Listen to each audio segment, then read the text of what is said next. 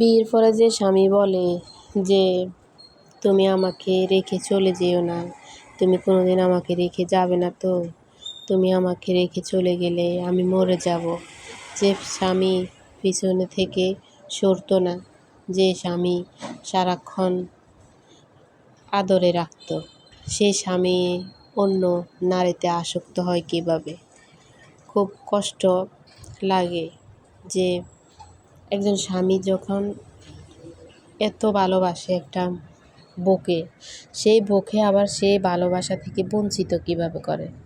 আসসালামু আলাইকুম, সবাই কেমন আছেন? আশা করি সবাই ভালো আছেন। আমিও আপনাদের দোয়ায় ভালো আছি। তাই আজকে আবার নতুন একটি ব্লগ নিয়ে আপনাদের মাঝে হাজির হলাম।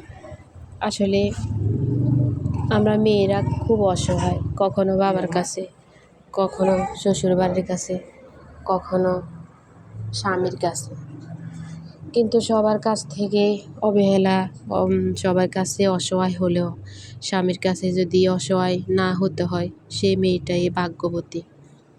একটা মেয়ে বিয়ের পরে যখন স্বামী অনেক ভালোবাসে, তখন মা বাবাকে এত বছর মা বাবার কাছে থাকা যে কষ্ট, মা বাবাকে রেখে আসার পরে যে কষ্টটা, সেই কষ্টটা অত লাগে না, খুব কম মনে হয়, খুব হালকা মনে হয়।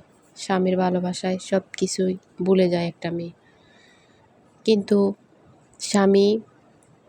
যে স্বামী অন্য মানুষের শরম লজ্জা কিছুই করতো না, সবসময় স্ত্রীকে ভালোবাসে, সবসময় স্ত্রীর আশেপাশে থাকে, সবসময় স্ত্রীকে আগলে রাখে, সেই স্বামী যখন বিয়ের কয় বছর পরে যখন অন্য নারীতে আসক্ত হয়, তখন একটা মেয়ের পৃথিবীতে বেঁচে থাকার চাইতে মরে যাওয়া অনেক ভালো। তখন মনে হয় যে মাটিটাই ফেটে যাক, আমি মাটির ভিতরে ঢুকে যাই, আমার আর ভালো লাগে না। একটা মেয়ে কতটা অসহায় হয়ে যায়। যে মেয়ের স্বামী অন্য নারীতে আসক্ত হয়, সেই মেয়েই জানে। যে স্বামী বড় ভাইয়ের বউ নাকি ছোট ভাইয়ের বউ বসে আছে, সেটার দিকে তোয়াক্কা না করে, স্ত্রী রাগ করলে ওই স্ত্রীকে কোলে করে রুমে নিয়ে আসে রাগ ভাঙানোর জন্য। যেই স্বামী স্ত্রী রাগ করলে তার আঁচল ধরে ধরে হাঁটে, সেই স্বামী যদি এমনভাবে পরিবর্তন হয়ে যায় যে স্ত্রীকে এখন ভালোই লাগে না, স্ত্রীর কথা এখন মনেই পড়ে না, স্ত্রীকে প্রতিনিয়ত বলে যে আমার বাড়ি থেকে বের হয়ে যা, এখনও যাস না কে, তুই আমার ঘরে কেন আছিস, তোকে আমার ভালো লাগে না, তুই এখান থেকে চলে যা, তখন সেই মেয়েটা বেঁচে থাকার চাইতে মরে যাওয়াটা অনেক ভালো। তখন সন্তান, যে স্বামীর বাচ্চা তার চোখের মণি, বাচ্চাকে না দেখলে সে মনে হয় যে জ্ঞান হারিয়ে ফেলে, সেই স্বামী এখন বাচ্চার কথাই মনেই পড়ে না, বাচ্চাকে দেখতেও মন চায় না ওর। সারাক্ষণ সে প্রতিনিয়ত অন্য নারী নিয়ে তার আনন্দ ফুর্তি, সবসময় তার সাথে মোবাইলে কথা, তখন ওই স্ত্রীটা কেমন লাগে।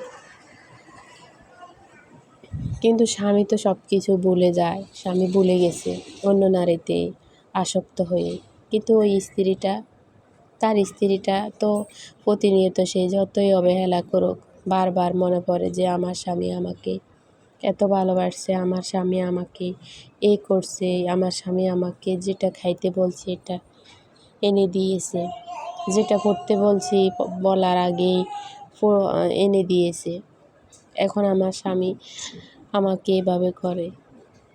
একটা নারী কখনো বলতে পারে না স্বামীর ভালোবাসা।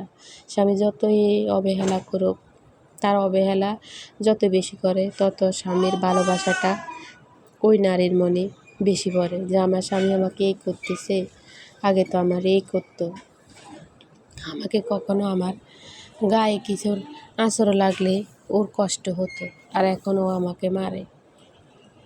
তখন মেয়েটা আসলে খুব কষ্ট লাগে। কিন্তু একটা পুরুষ কিভাবে একজন স্ত্রীকে ভুলে যায় বুঝি না।